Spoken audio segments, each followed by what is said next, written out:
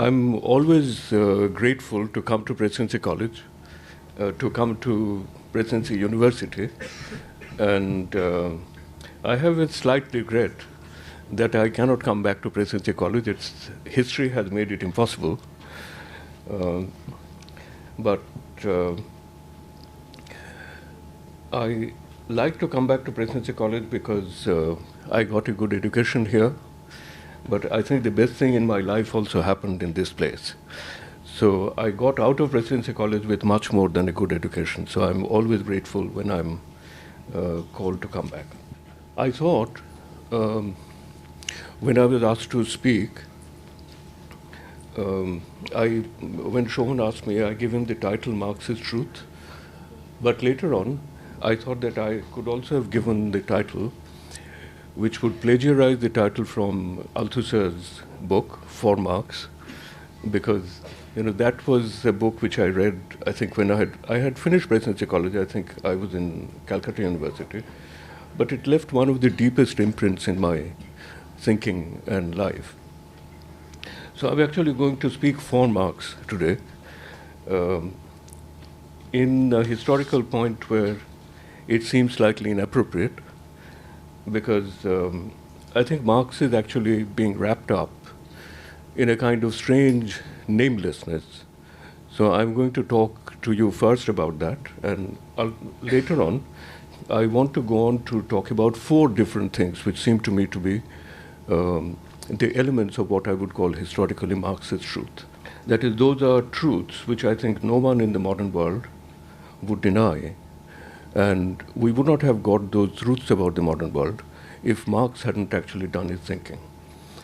Now, history exists in 2 forms. One is history as the process of happening of events in reality. And the second form in which we encounter history is history as an academic or intellectual discipline, through which we go back to the course of events and try to have a kind of accurate accounting of what has happened. Thinking about Marx, it struck me that history in the first sense sometimes actually creates a problem. History as a process sometimes actually obscures its own truth. What has happened in a slightly earlier point, because the present is always foremost to our vision. That is what we see clearly. And in some ways, the present actually obscures or obstructs our clear understanding of what lies just beyond the present in the past. And I think in a sense, and the task of history in the second sense is essentially to recover and recuperate the history of the past. And I think this is what we need to do when we think about Marx. So the point I was making was that I think today the activity we call history arises as a protest against the unpredictable and idiosyncratic relationship that the present establishes with the past. It's always strange combination of forgetting and remembering, I shall come back to that, and the arbitrariness of what it remembers and what it forgets. I think Marx's ideas are not being subjected are now being subjected to a strange form of namelessness that is paradoxically reserved for the most profound innovators in history. What I mean is something very simple, that when we light a fire, when we use a wheel, in a certain sense we pay homage to the forgotten people, people who are now nameless, but who created these things without which human life simply cannot go on. And I believe that in spite of the fact that, today, for instance, if you look at the universities, not merely in the West, I think this is also true of India, there is declining interest in a certain sense in reading Marx directly. I don't think this is actually a mark of the absence of Marx's presence in modern life. So I want to start by something which I wrote a long time back. I think when we had just started the Council of Political Studies, so it's also remembrance of the Council for Political Studies. We brought out a book which was presented to Professor Ramesh Ghosh, and I wrote a paper which I think has become more relevant today than when it was written. I wrote the paper in response to a very famous essay by an American sociologist. I thought it was a very Intellectually, I think it was an excellent essay, very, very intelligent. That was by Robert Merton, and the essay was called The Self-Fulfilling Prophecy. So some of you might be familiar with the essay. If not with the essay, you would be familiar with the idea. The essay argues, remember that the essay was being written in the 1950s, when on the one side, people who were opposed to Marxism feared that the world was being taken over by Marxists, the power of the socialist states, the force of the communist movements, where the socialist states were not established. And it seemed that the world was being actually taken over by the Marxist movement. And there was a certain kind of plausibility to the claim made by Lenin, for instance, that Marxism is all-powerful because it is true. Now, I liked Martin's paper, despite my disagreement with him, because it was a very clever argument. The argument was that when somebody makes a prediction about something in the future, when somebody says that 3 years from now something would happen, or 2 days from now something would happen, whether it happens or not does not always depend on the truth of the prediction at the time when it is made. And Martin gives again, I think, a very intelligent example. He says that suppose there is a bank which is very close to a factory, where most of the workers have their accounts in the bank, and somebody in the factory starts a totally malicious rumor, a rumor which has no basis in reality, that the bank is going to fail. So when this is a prediction, this is a forecast, and when the forecast is made, the forecast is completely baseless, because there is nothing to expect that the bank would not work. But this is the whole point in Martin, that if a sufficient number of people among the factory workers come to believe in this false prediction, and they come to the bank and ask for the money, no bank actually holds the amount of money which is deposited in its coffers, so the bank is going to fail. So what he tried to show was that the failure of the bank was not actually not a demonstration of the truth of the prophecy. The prophecy was false, or the prediction was false, but the falsity of the prediction did not stop it from being realized in history. So his argument is that it's true that it seems that the world would be taken over by the Marxists, but that does not mean that Marxism is true. I was intrigued by this argument. On the one side, politically, I didn't agree with it, but intellectually, I was fascinated by this because I thought that I was simply struck by the cleverness of the argument. When I thought about it, I thought that it's not an argument which is unanswerable. So I wrote my paper essentially to devise an answer to that argument. So my paper was called The Self-Falsifying Prophecy, where I said that you have to introduce only one element into the Merton scenario to make it work in a very different way. Because Merton's scenario, the fault in the Merton scenario is that his picture of a bank is not realistic enough. Because there's a manager of the bank, but the manager of the bank, the main feature in this story is that the manager of the bank simply does not act. He's just an observer, to the catastrophe, although the catastrophe actually affects him very deeply. I thought that this is not how human beings act to something which affects their lives in a profound way. So if I make the manager in this parable capable of action, that he responds to this situation, what would happen in this case? So my paper argued, I'll put it very crudely, but my paper argued that suppose I have a boiler in my house, and I fear that the plate of the boiler at 2 different points is getting weak and is going to burst. And I call in a couple of people who are experts, an engineer, and he confirms my fear, and he says that it's true that the plate is weak here, and it's very likely that your boiler would burst at one of these 2 points, right? So at the point when the prediction is made, the prediction is correct, right? But precisely because the prediction is correct, if I act on it, if I do not act like the manager in Merton's parable, if I act more realistically as somebody who is affected by the imminent future, and I call in a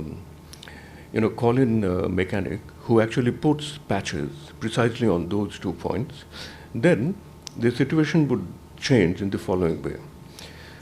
The boiler might burst at the end, right? Because there would be a discrepancy in the pressure between the rest of the plate and the 2 points where the plate has been reinforced. But you can be absolutely certain that the boiler would not burst at the 2 points at which, at the earliest point of prediction, the real point of prediction, it was supposed to. So my argument is that today, Marxism as a prophecy, Marxism as a prediction, set off both these types of responses. It set off a response in which people in the revolutionary movement, radical people all over the world, tried to act on Marx's work, and that changed history in some way. But particularly people like me who are leftists, we are sometimes indifferent to something else, which I now feel, paradoxically, ironically, illustrates the power of Marx's thought. The power of the thought of a thinker to move real people into actual action in social life in the everyday. We are indifferent to that kind of effect, which is the one which produced, I think, the self-falsifying effects of Marx's historical prediction. Because I think what is interesting is that if you look at the transformation of European capitalism, the capitalism of the 19th century was gradually transformed, in response to Marx's prediction, through initially, counter-cyclical measures, Keynesian economics, all kinds of things in which people who really took Marx's prediction seriously, at least feared that, they changed capitalism. And capitalism ultimately came to acquire a form where it was balanced with modern democracy, it produced a welfare state, and it gradually was transformed into something which was very, very different, from what it was in the 19th century. And I believe that the point that I'm making is a Marxist point, because otherwise you have to believe that the bourgeoisie, through its intelligence and through its compassion in a certain sense, realized the error of their ways and became contrite, and they started creating a system, capitalist system, which was more welfare-oriented. I don't think that is true. Of course, the bourgeoisie, the industrial classes, the economic leaders of society, they are extremely sensitive, they are highly intelligent, they read history, they respond to their sense of crisis and things like that. But I don't think the transformation of capitalism was because of that. I think the transformation of capitalism was predominantly, in my view, in response to the predictions that Marx made about its imminent crisis. So that's the first point. I want to say that, I do not regard Marxism as a theory of everything. So if you want, we can come back to that during the discussion, because I think a lot of bad things happened to Marxism and the socialist movement because of a belief, which is sometimes very widely spread, that what Marxism gives us is something like what John Rawls would call a kind of comprehensive doctrine, like religious systems. I do not believe that that is true. But that does not mean that we should not emphasize the things which Marx has given us and the truth of Marx. So that is what I'm going to talk about now. I'll touch upon, as I said, 4 of his central ideas and what they really meant. Really meaning, in each case almost, I would argue that there is a kind of common understanding of that argument. I'll sometimes give you my reading of the argument, which is linked to the common understanding, but in some cases is also somewhat different. And let me make a critical remark about Marx. I believe that, or let me make another point about theory.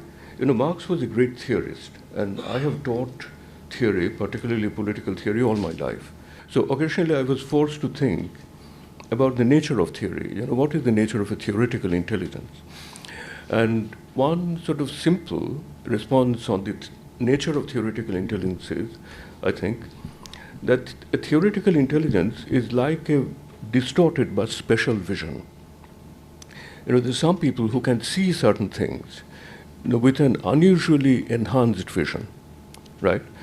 As if their vision is like a microscope, so that what no one else can see with an ordinary vision, they can actually see that.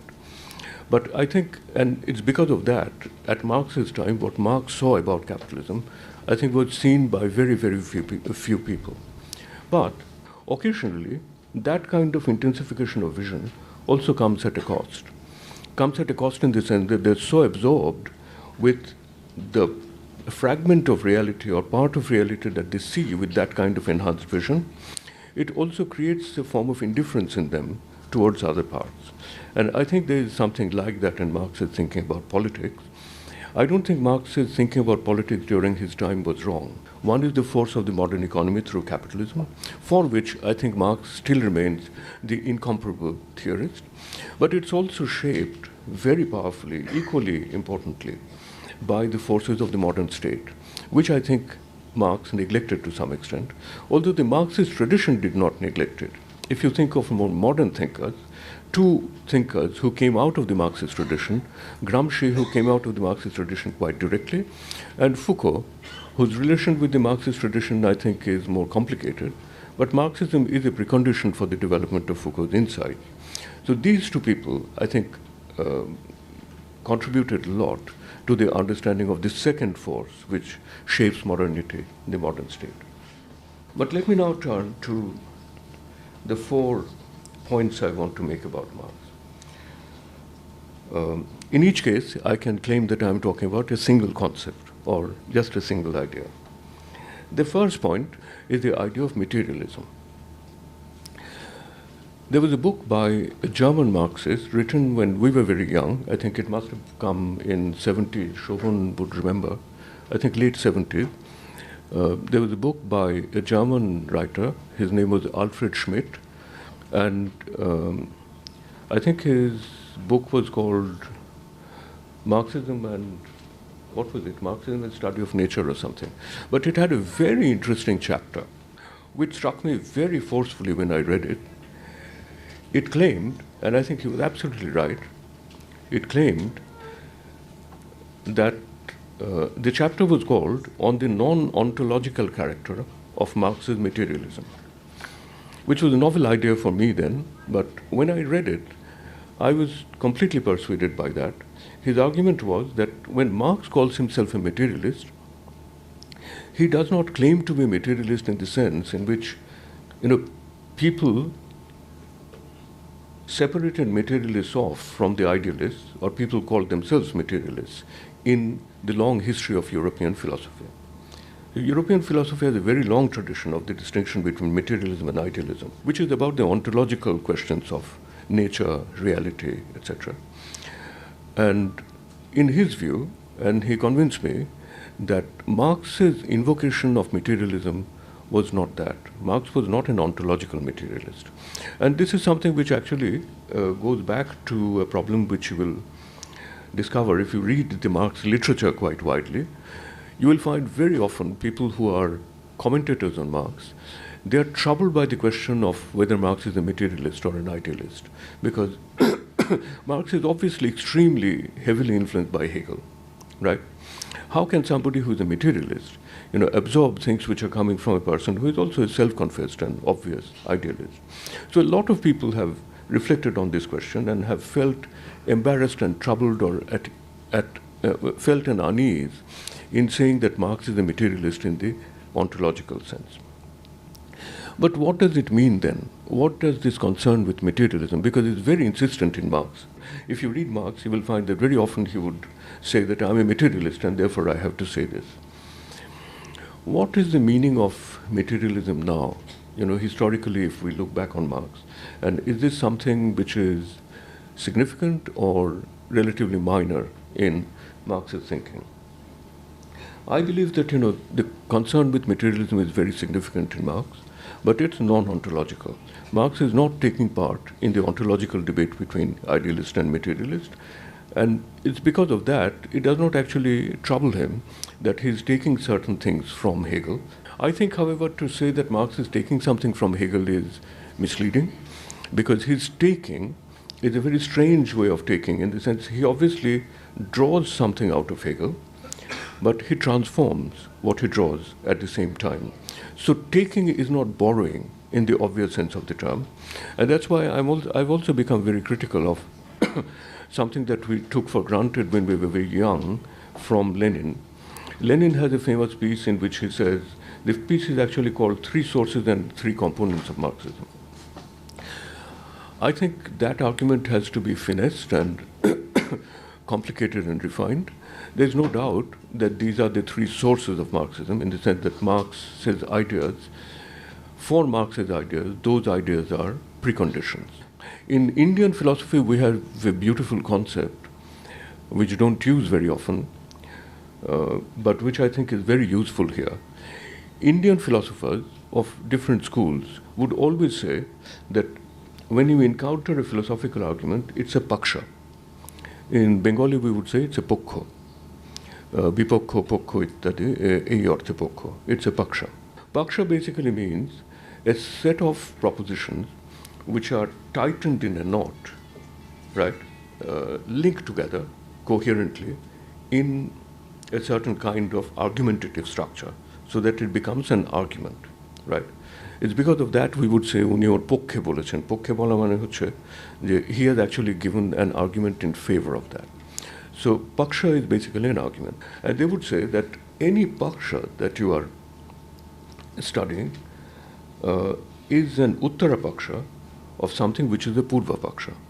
Purva paksha is an argument in terms of which you make up your argument, right? I could have said that against which you make up your argument, but against, the meaning of the term against actually slips into something else. Against does not mean in opposition to. Against basically means in relation to, right? So it's a wider notion of against. So I think the relation between Hegel and Marx is this kind of Purva Paksha, Uttara Paksha relation, rather than a relationship of borrowing. And I don't think we should say that these are components of Marxism, because an unreconstructed Hegelian theory of history would not sit very well with the Marxian kind of theory of capitalism, or an unreconstructed borrowing of the analysis of the capitalist economy from Adam Smith, for instance.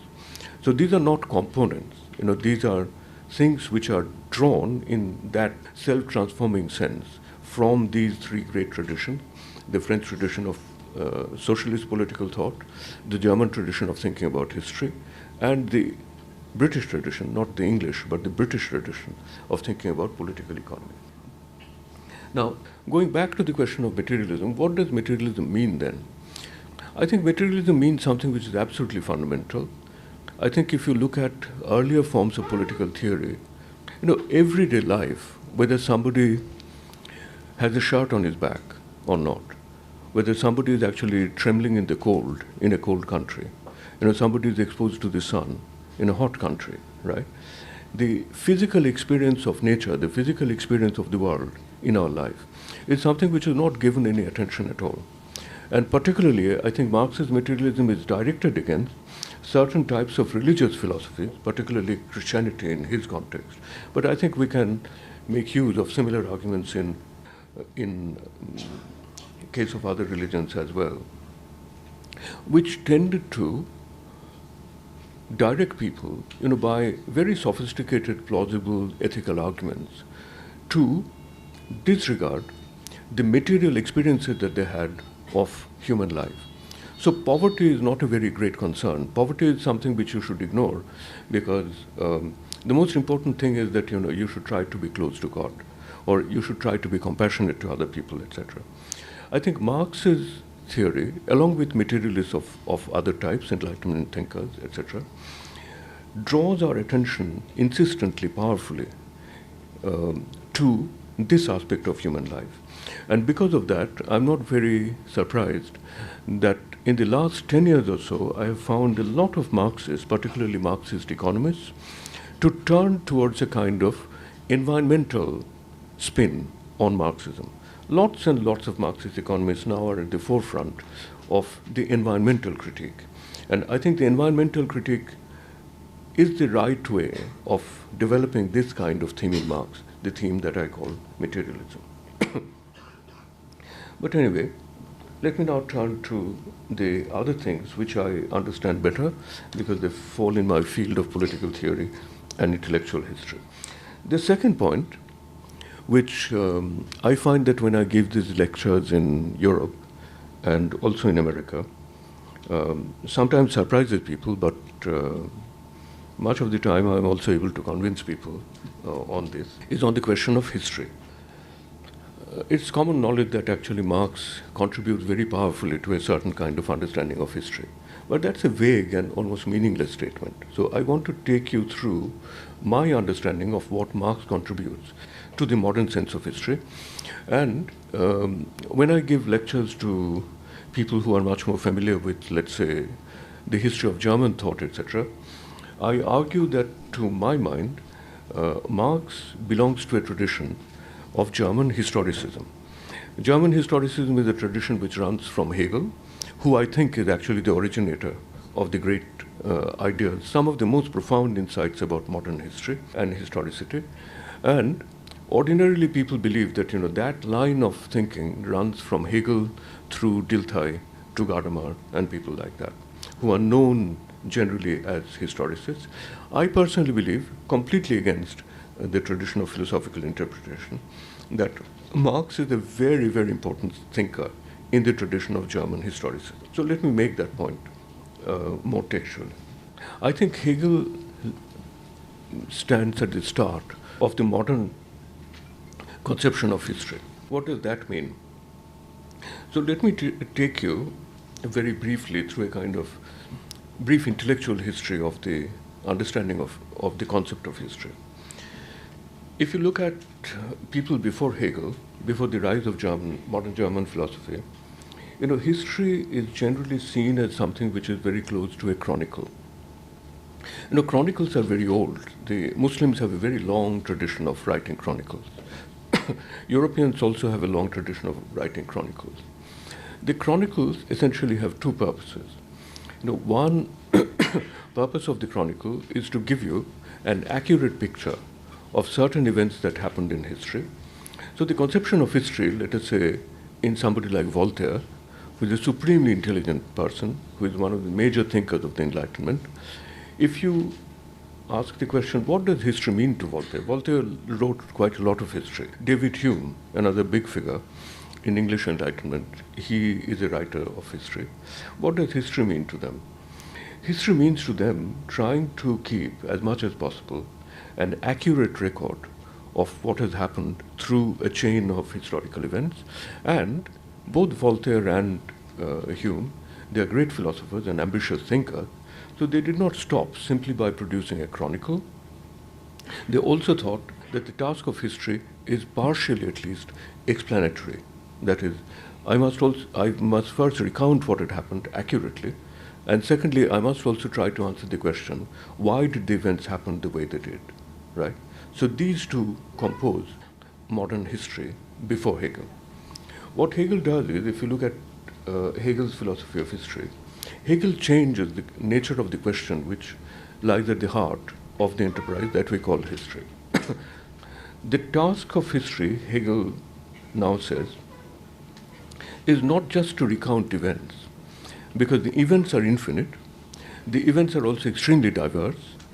Because the events are infinite, there is no way in which you can actually put your arms, in a sense, around the historical discipline and try to grasp it by a certain kind of definition or a boundary. The task of history is different. The task of history is this, that human experience, the infinity of human experience, can be divided into certain structures of time, not just an endless line of time, right, with infinite points. Structures in the sense that, there is a period which we can call the Greek period, a period which we can call the Roman period, a period which we can call, I'm just strictly following Hegel, philosophy of history, the modern period. Every period in history gives us a certain distinct, identifiable structure of human experience, right? This is a simple, very popular, simple level understanding of Hegel. And human experience in every period is organized around some kind of an ideal discipline, intellectual, mental discipline, intellectual or mental principle, right? And famously, according to Hegel, the principle in the Greek period is beauty, the principle in the Roman period is order or law, and the principle in the modern period is freedom. Hegel fudges a little bit because Hegel doesn't tell us anything about the medieval period.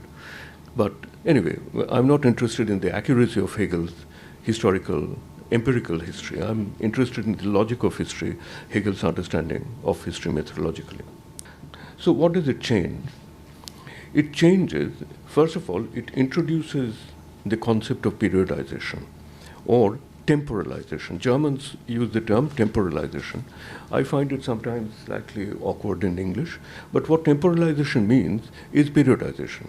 That what is important for me is not, the differences, everyday difference between 1 year to the next year in the Roman period. What is important for me when we are trying to understand history is what is the difference between the Greek period and the Roman period. So it's a periodized understanding of history. And if you use Koselleck's terminology, it's a temporalized understanding of history. So that's an important thing. But if you have read the philosophy of history in Hegel, you would immediately know that there is also a very powerful intuition in Hegel, which is extremely plausible, but which, to my view, is contested by Marx very profoundly. So there's also something else, because I'm giving this lecture in India, I shouldn't fail to, and because many of you are students, I should not fail to mention that. Because our attitude to European thinkers is usually, it's an attitude of supplication. In fact, I tell my students there that, we tend to fall on our knees before we read the book. And I don't think we should do that, even when you are reading Hegel or Marx or anyone. So one of the very striking things about Hegel's philosophy of history is that it's divided into two parts. I'm digressing slightly, but because you are students, I think I should talk to you a bit about this. It's in two parts. In the first part, you have sections you have an introductory section, then you have sections on China, Persia, and India, right? And then after that, there's a kind of punctuation, and after that you have European history, which has three parts again, the Greek period, Roman period, German period. But if you look at it closely, you will see that the logic of inquiry or the logic of thinking or explanation in the non-European part and the European part are totally different. To put it slightly polemically, for Hegel, the history of China, India, and Persia, they're cold societies. Those societies do not change. Those are societies which have one single principle, which actually accounts for everything that has happened to them across history. There's a famous passage in the philosophy of history. I haven't got it in front of me, but all of you should read that. You should read the section on on India, and you will note that section where Hegel says that there's nothing to study about modern India which is different from the study of ancient India, because it's the same principle which determines Indian history, both in the ancient and the modern period. So India, China, and Persia, they do not have history in that sense. Look at the European section of the philosophy of history. He does not say that this is the great European principle, which runs from the Greek period to the modern period. There are many people who think like that, but remember that Hegel does not go in that direction at all. He completely repudiates that. So for him, there is no European principle. It's not the principle of rationality. It's not the principle of, whatever principle you can present and say that this is the European principle. It does not believe that. Europe does not have a single principle in its history. The principle of the Greek period is different from the Roman period, which is different from the modern period. So when you try to understand any period of European history, you are in the presence of true history, fundamental, profound social change. And you have to understand what is the principle of each period. So the study of Europe and the study of non-Europe are done in profoundly different ways, completely different ways. But I'm not interested in that in this lecture.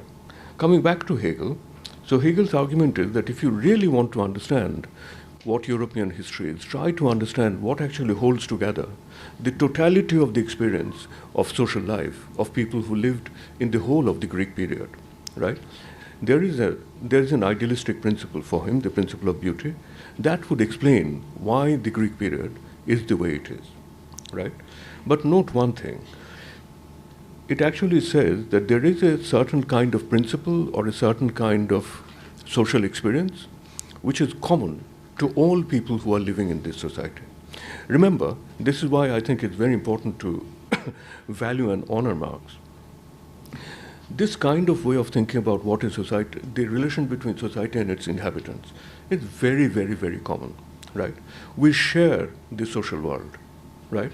And sharing the social world basically means that we think through similar concepts, we undertake similar actions, and things like that. We share the social world. I think it is here that Marx actually produces the most profound challenge to Hegel's understanding of history. If you read Marx's section on estranged labor, I borrowed this book from Chauvel. This is the famous section where he is talking about alienation, and he says that there are 4 types of alienation: alienation of the product of labor, alienation in the act of labor, alienation of species being, and alienation of man from man. This is the section where he explains what he means by alienation of man from man. I'll read you just 1 or 2 sentences. The alien being to whom labor and the product of labor belongs, in whose service labor is done, and for whose benefit the product of labor is provided, can only be man himself. If the product of labor does not belong to the worker, remember, this is actually something that is discussed in great detail in Althusser and also in Foucault, because Foucault is a direct student of Althusser's. In the first sentence, can only be man himself, right? And in the next sentence, he says, if the product of labor does not belong to the worker, if it confronts him as an alien power, then this can only be because it belongs to some other man than the worker, right? Some other man. The word man is still used, the other man than the worker. If the worker's activity, look at this now, the word man drops out. This is what Althusser means when he says that Marxism is not a humanism. And the great attack in Foucault against humanist social science, right, or humanistic thinking, is essentially this point, which is, I think, encapsulated in this single sentence. If the worker's activity is a torment to him, to another, it must give satisfaction and pleasure. Not the gods, not nature. Not the gods is a reference to Feuerbach, not nature, which is a reference to Hegel, but only man himself can be this alien power over man. Look at the last sentence. It is only man himself can be this alien power over man. So the term man is used in 2 different ways. One in which it says that the worker and the capitalist, they are both men and they are captured under the same concept man. And then in the same sentence he says, how can that be? How can you use the term man, right?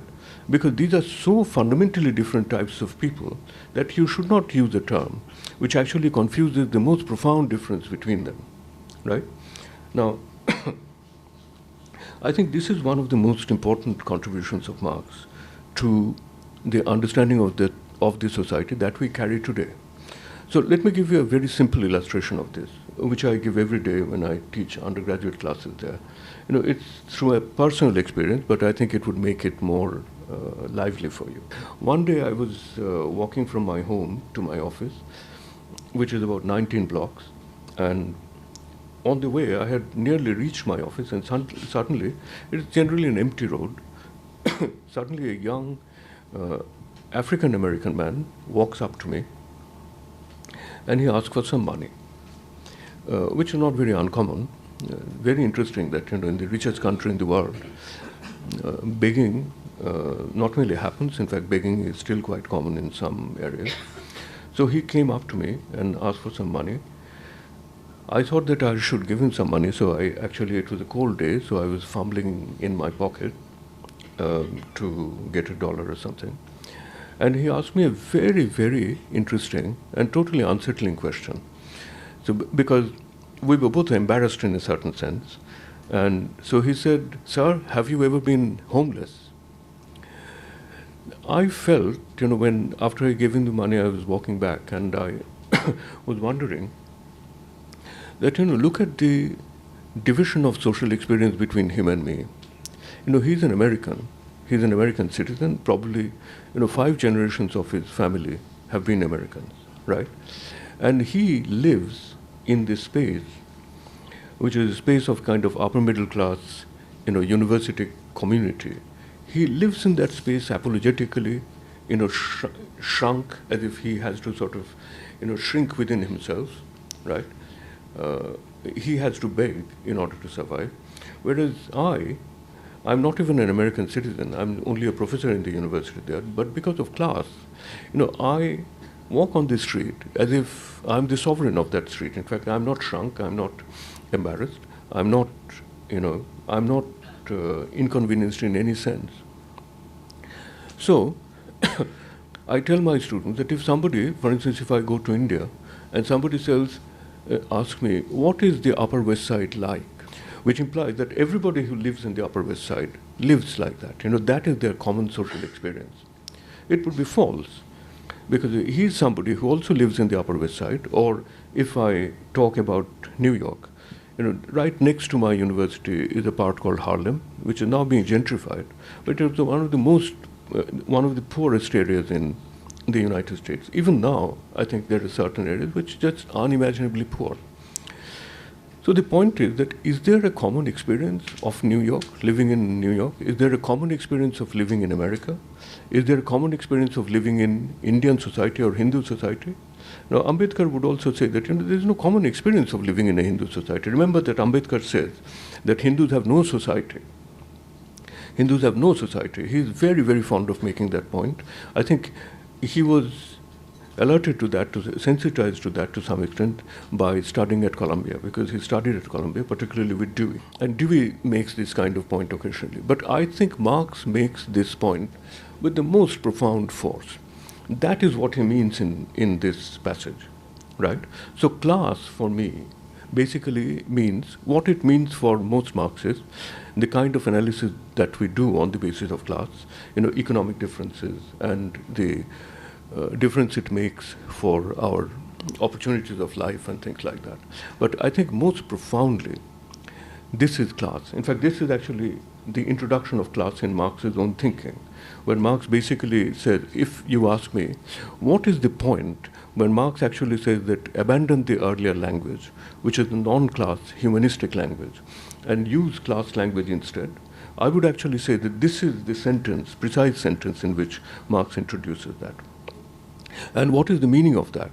The meaning of that is to instill into social science, all social thinking, not just Marxist social thinking, this profound understanding that it's true that when we live in a society, we share a lot of things.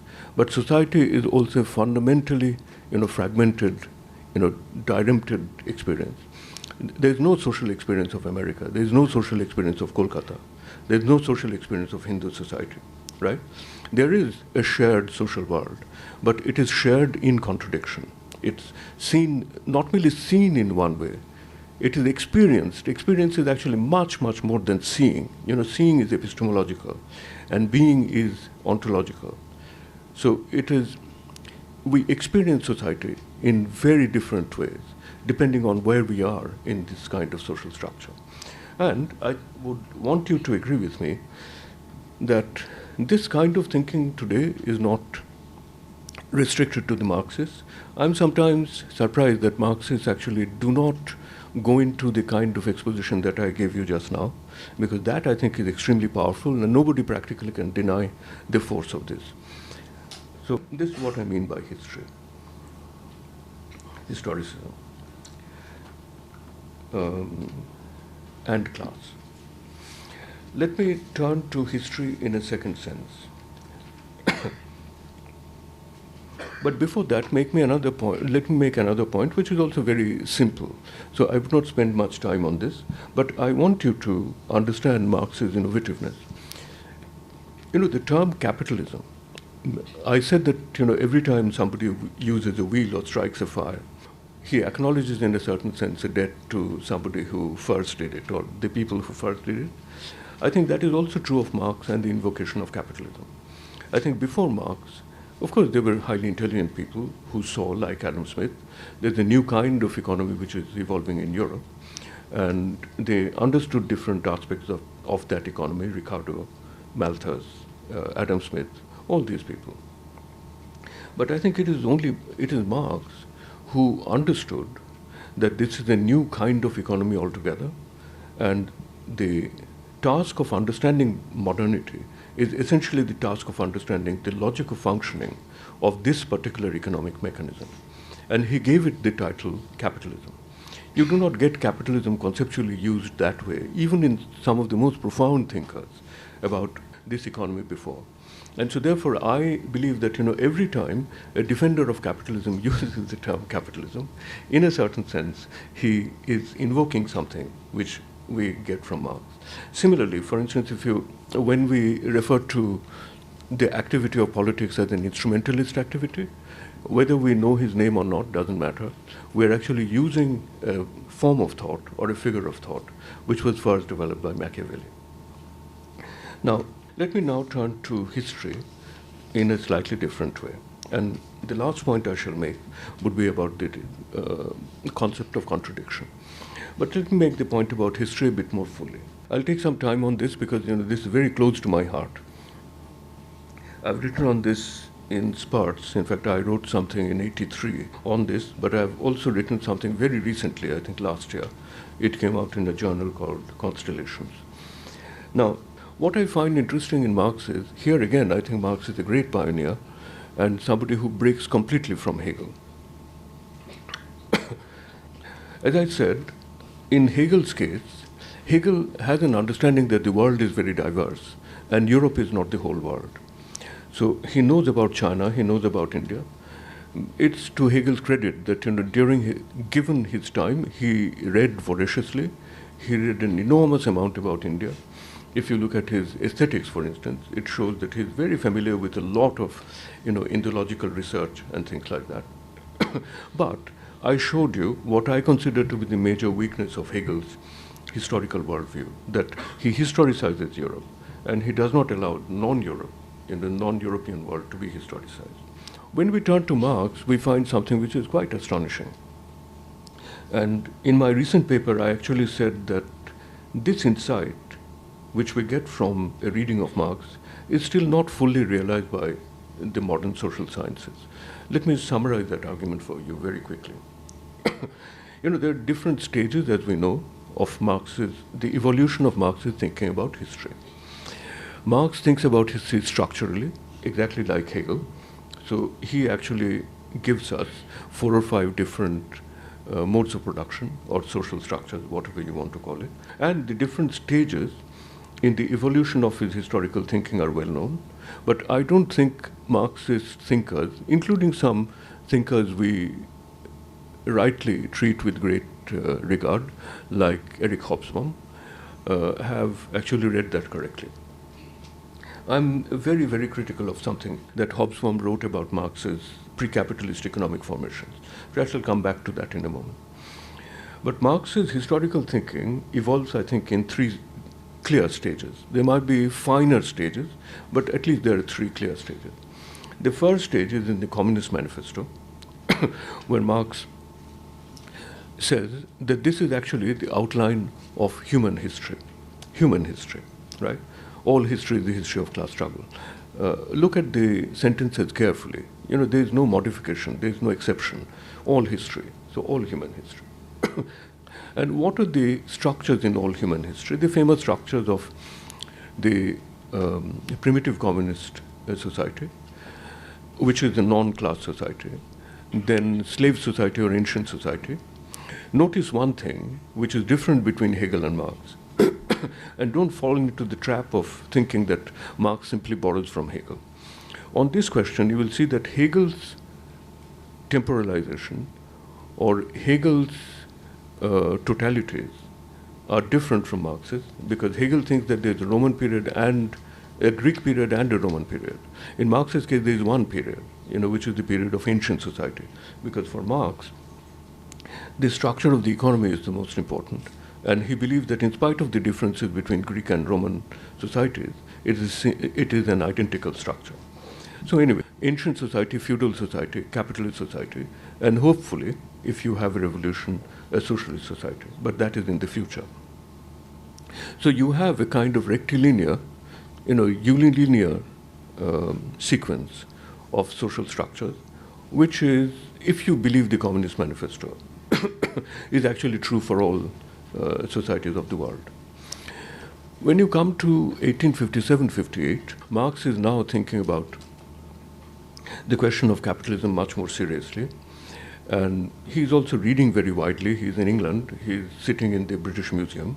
And so therefore, evidence from India, is much more available to him. So if you look at the famous preface to the contribution to the critique of political economy, you'll find that he makes that famous remark about base and superstructure. But the most important thing for me is the sequence of forms, sequence of social forms. He says that if we look at history, we find the following sequence of social forms, right? This is strictly what he says. Primitive communism is followed by Asiatic mode of production, ancient society, feudal society, capitalist society, etc. What is interesting here is, if we look into that sentence, if you look into that passage closely, and then say that I shall try to make sense of this.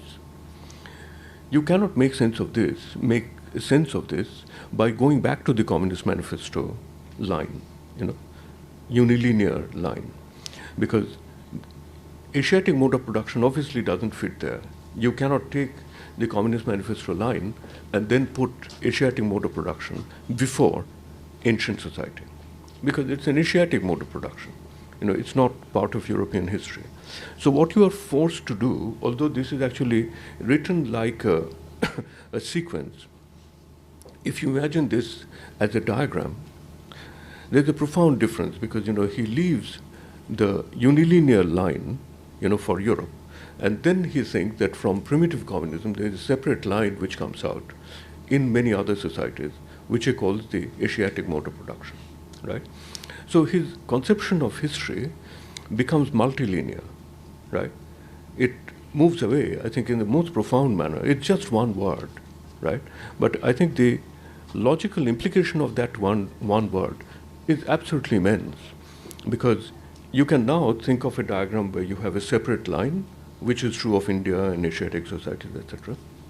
And famously, towards the end of his life, he has correspondence on the one side with Engels, and on the other side with Russian radicals like Vera Zasulich and others, in which he starts speculating whether this kind of periodization is enough. And particularly to Engels, Engels and Marx both write to each other that probably we have overgeneralized when we have said that feudalism is a society which actually spans across Europe. Engels particularly writes, the more we look at the German Mark, which is the medieval German village, he said that it has distinctive features which we probably should not actually collapse into the category of feudalism.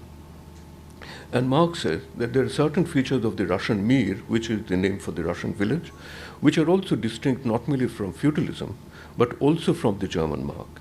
So let us now think of, at least hypothesizing, there are two other tracks. One is the Germanic social form, and the other one is the Slavonic social form. So what do we get out of this? In my reading, this is the main argument of my book, my paper.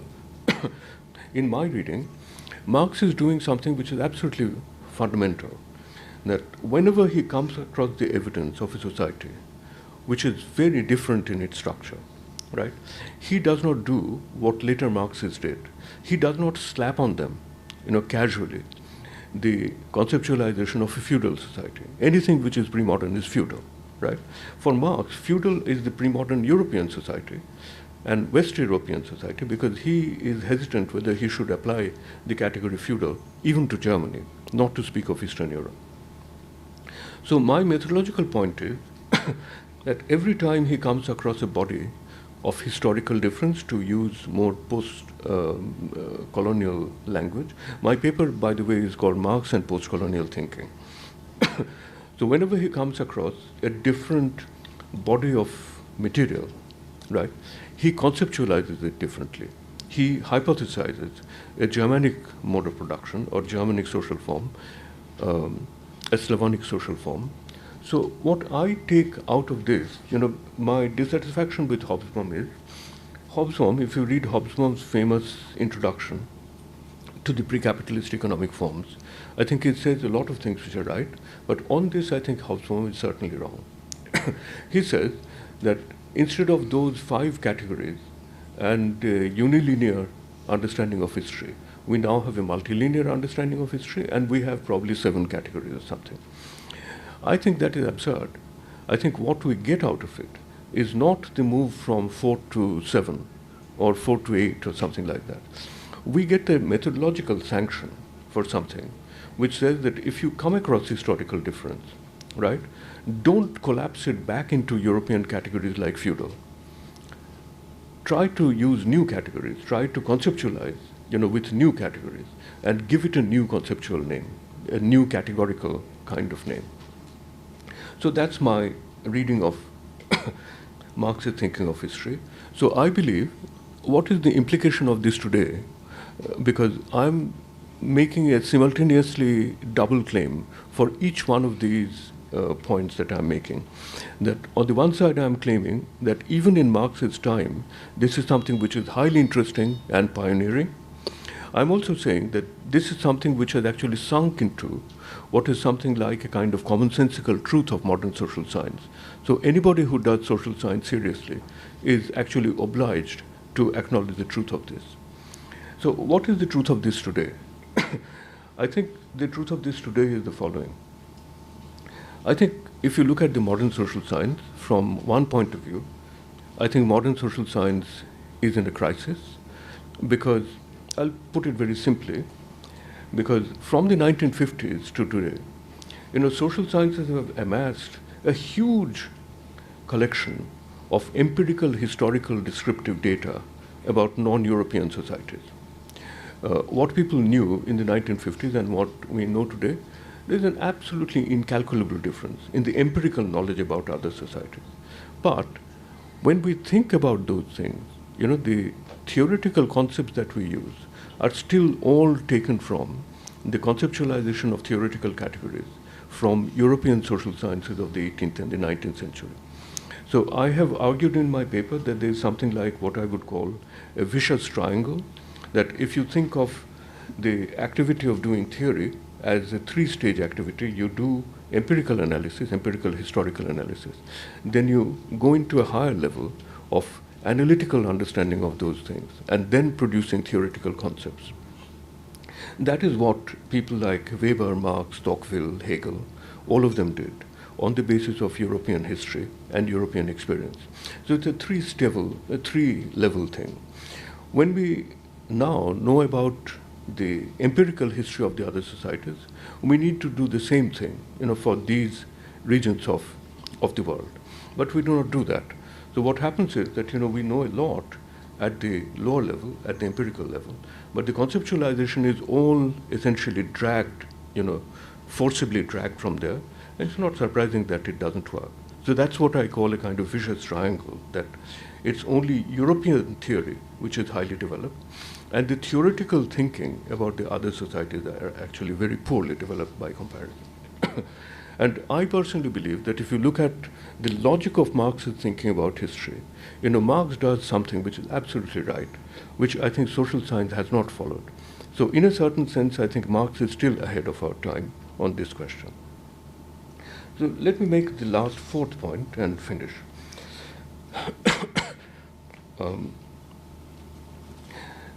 The conceptual term for this is contradiction. Now, Marx saw the configuration of what we call modernity as essentially contradictory. What does contradictory mean? Contradictory means that it rejects an uncomplicated theory of progress which is sometimes attributed to him. I'm actually really distressed when I find that, in modern social science and modern cultural theory, there's a very casual, unheeding, denunciation of the Enlightenment, which I do not accept, because I think there are huge parts of modern thinking which are drawn from the Enlightenment and which are perfectly true. It's true that Enlightenment thinking sometimes goes in a direction of excess on many different points. There's no doubt that there's a kind of excessive emphasis on instrumental rationality. All that is true. But remember that even people who push that argument most powerfully in modern times, Adorno and Horkheimer, they call their book the dialectic of enlightenment, right? For them, enlightenment is not a term of abuse. They're essentially straining against a conception of the enlightenment which is just one-sided and sort of singularly progressivistic, and they're pushing against it to say to people that enlightenment and modernity is contradictory. I'm troubled today by a trend in modern social science and humanistic disciplines, which sees the Enlightenment essentially as a totally unmitigated disaster. I find a lot of friends in my department, in other many American university departments, who think of modernity as something which is, as I said, is a kind of unmixed disaster for humanity. I do not agree with that. And I also do not agree with this picture of the Enlightenment and all Enlightenment thinkers being essentially simple-minded progressivists, right? And then our task in critical thinking becomes sort of calling into question that entire tradition of Enlightenment and thinking of modernity in a Rousseauesque kind of way, not a Marxist kind of way, but a Rousseauesque kind of way, as something which is entirely negative and bad for humanity. So I want to go back, to a conception of modernity which is contradictory. I believe we should try to rescue the Marxian vision of the modern world as partially plastic in the sense that it's a world that we make through our own action, but we cannot control entirely. So that is one reason why it is contradictory. But it is also true that most of the things that modernity creates in technology, in the creation of social institutions and things like that, they are all contradictory in that sense. In fact, they have enormous powers of doing good to humanity. But they also have, if they are uncontrolled or if they are put in a particular kind of direction, they can also cause enormous harm for humanity. So I personally believe that, this is the fourth thing that I value most about Marx, the recuperation of an understanding of modernity, as not an evil, which has to be eradicated, but a contradictory present, contradictory legacy, which has to be embraced, but it has to be embraced critically. So I want to finish now. So many of these ideas are so widely accepted today, I think, that they're not seen distinctly as belonging to or coming from an individual thinker. But to my mind, all these come from Marx. Even if his name is erased from all of them, every time we use them, we pay an unwitting homage to his thinking. Even if he is entirely forgotten, to the historian of ideas, his influence is pervasive in the world in which we live, including social science, which is very anti-progressivistic. Capitalist culture habituates us to an excessively individualistic conception of authorship, of ideas, and induces us to think that our ideas are our own. Let me make a point very quickly about this, again, because of the students. I sometimes tell students that, it's interesting, it's amusing how a capitalist economy habituates us to claiming things which are patently absurd. I'm reminded, I tell them give them the example sometimes of my buying some land in the mountains, a small plot of land, and I was talking to an IIT engineer. He said something which I found very interesting. It did not strike me, although I was a social scientist. He was an engineer, but obviously very clever, and it struck him. He said that when you get the deed for the land, the deed would say that this land actually belongs to Sudipta Kaviraj in perpetuity, which literally means that 700 years from now, somebody who is my successor would have unrestricted property right over this land, which is clearly absurd. But this absurdity is required because capitalism actually wants to reinforce the idea of unrestricted enjoyment of property. So similarly, we get used to a culture in which we think of ideas as our own, and I tell my students that you should pick up the paper that you think is the best paper that you have written in your life.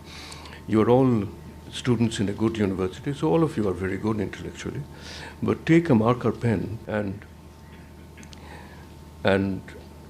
mark the sentences about which you can say that nobody in history has actually thought this before you.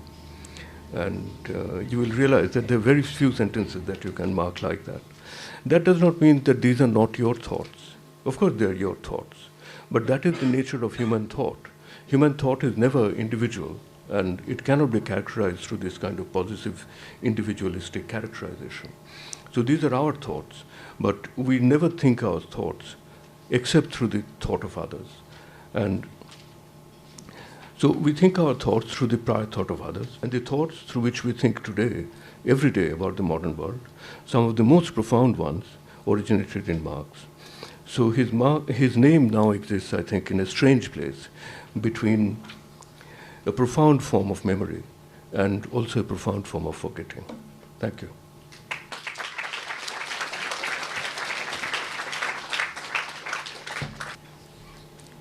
Well, friends, as I was listening to Sudipta, I believe it was a very unusual take on Marx's sense of history, and at the same time, the way he tried to relate.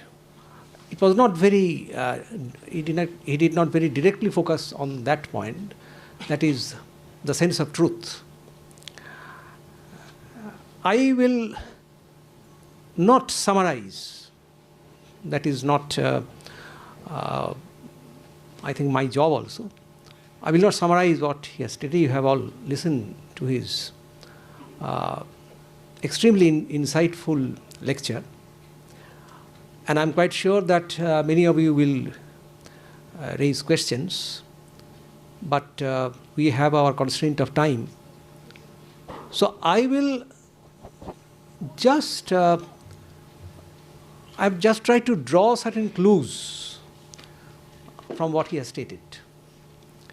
So I'm just placing before you some clues which we can,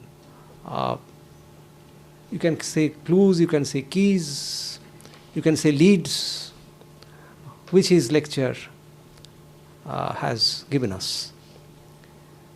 And maybe on the basis of these leads you can raise further questions.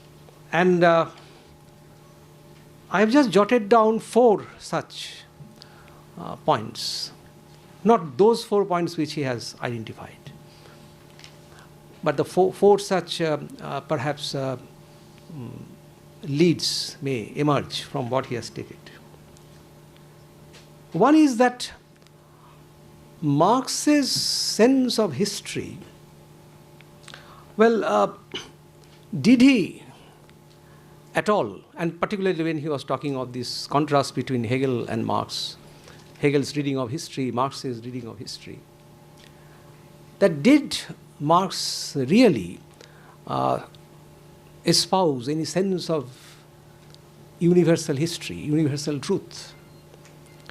The problem is that when we, in our common sense understanding of Marx, we relate our own ideas to Marx, or to be somewhat blunt when we try to make use of Marx, we always try to argue that Marx had a universal sense of history. He universalized certain things. So did Marx at all stand for any such universalist notion of history, universal. Did he claim any such truth? This is question number one. The second one, I think this clue emerges out of his emphasis on the last point, contradiction. In fact, that reminded me, and Sudipta, I'm quite sure, remembers it, because at that time we had just passed out of the university. That was a debate, actually. The debate was between Karl Popper and Maurice Comforth. Popper's book we had already read, Open Society and Its Enemies. In that book, actually, Popper had made very well-known allegation. Many of you know it. Popper had made the allegation that Marx, Hegel, Plato, well, they all tried to defend the kinds of, say, universalist, that is, universalist, totalistic sense of history and truth, which takes away human freedom, autonomy, etc., etc. Now, Maurice Comforth, as far as I remember, it was the year 1968. Maurice Comforth, 68 or 69, around that time. So Maurice Comforth came out with a book, The Open Society and Open Philosophy. And it had a subtitle, I do not remember the exact subtitle. The subtitle was like this, a reply to Karl Popper's, etc., etc. It's like this. It was a reply to Popper's book. In the last chapter of that book, Maurice Comforth had made a very interesting statement. I think that makes actually one aware of the importance of contradiction in Marx. He said that, well, if somebody says, as Popper has tried to argue, or as Popper has tried to convince us, that yes, Marx stood for a kind of, say, universalist sense of history, this kind of, say, understanding of history, that his history necessarily moves through all these phases, this primitive communism, slavery, etc., that structure. He says, no, that is, Marx did not at all stand for any such sense of history, or he was not a claimant of any such notion of truth. What Marx, if Marx had a sense of truth which he tried to put forward, then that was just one principle. That is the principle of contradiction. History moves through, or history is to be explained through, the contradiction between productive force and production relations. That is the dynamics of history. So contradiction, that is the driving force of history. That was, if there is any element of truth in Marx, that is the element of truth. Not that schematics understanding of history and that it will have to be repeated in all societies. That is not Marx. That is second.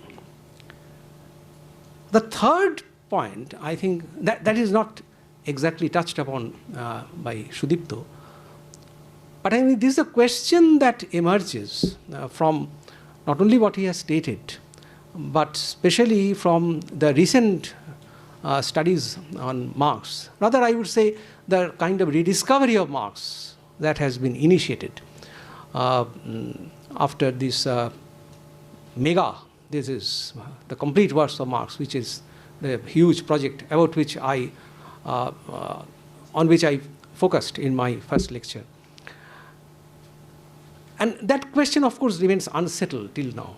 Maybe future researches, future studies will ultimately answer this question.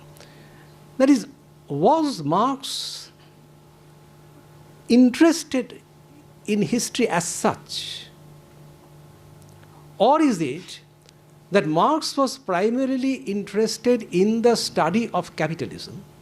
He was primarily interested in the study of the present. That was his main agenda. In order to understand the present, well, he had to go back to history. He made use of history. But as such, he was not perhaps interested in history. So that question, in a way, remains, I think, unsettled till now. But many evidences that are emerging now, they are, giving rise to this question that was Marx a disinterested historian? When we relate Marx to history, or is it that he was primarily interested in capitalism? That was the existential reality which he was encountering. So in order to understand capitalism, I have to understand the prehistory of capitalism. I have to go back to the past. Or was he interested really in ancient world, etc., etc.? Because the problem is arising because now the new notebooks of Marx, which are emerging, he took so many extensive notes on ancient society, ancient world, etc., etc. So why he was doing this? We don't know the answer. And the fourth and last point, I think that is a very, very, very important point raised by Sudipta. Of late, in fact, this is becoming a very major question. That is Marx on the non-Western world. And that way, Marx is so different from Hegel. And that shows the notion of flexibility in Marx.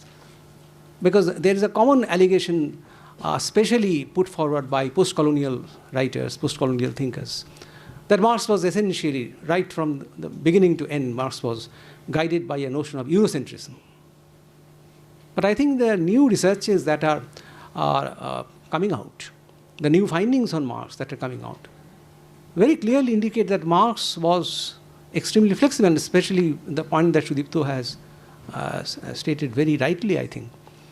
That is, Marx's interest in the East. Marx shifting his focus from industrialist West to non-industrial, underdevelopment East. And especially, perhaps many of you know that Marx became very much interested in Russia, and in order to understand Russia, he picked up Russian language in the last years of his life. And his interest in non-Western world, somewhere I read, I do not remember the exact source, but somewhere I read, that is Engels, he became very, very much interested, so much so, in the non-Western societies, that he started learning Arabic. West was now gone. After 1871, Paris Commune finished. So now the focus is the East. And on this issue, I would like just draw your kind attention to 2 or 3 writings. One is Kevin Anderson's Marx and the Non-Western World, an excellent work which everybody should read in the context of this discussion. The other is this book came out long back in the 70s, but many of us just didn't consider it. Hardly, just a few persons knew about it. The Ethnological Notebooks of Marx, where you have a special section on Bengal, how Marx is interested in studying Bengal. And the last thing is that recent studies indicate, I'm not going into any detail, recent studies indicate that there was a major shift in Marx's understanding of India in his later writings. Marx's original understanding when he's writing this New York Daily Tribune writings on Marx, on India, 1857 and all this, that very controversial statement that that is British rule in India, it has 2 aspects. Marx in the later years of his life has radically changed his position. So that allegation that Marx was Eurocentric, that Marx remained a European, well, and I think that there Sudipta has very rightly drawn our attention to this dynamics of Marxist thinking. So I have just put before you some of these things, and I think now it is open for discussion. I think we can have about half an hour. And questions you can raise in English, you can raise in Bengali. ইংরেজি বাংলা যাতে ইচ্ছে আপনারা প্রশ্ন করতে পারেন, কিন্তু আমি জানি অনেকের মনে অনেক প্রশ্ন আছে, কিন্তু উনি অনেকক্ষণ ধরে বলেছেন, so you are yes, you are free, but please be very precise and don't go for extensive comments, extensive observations. Very precise question. So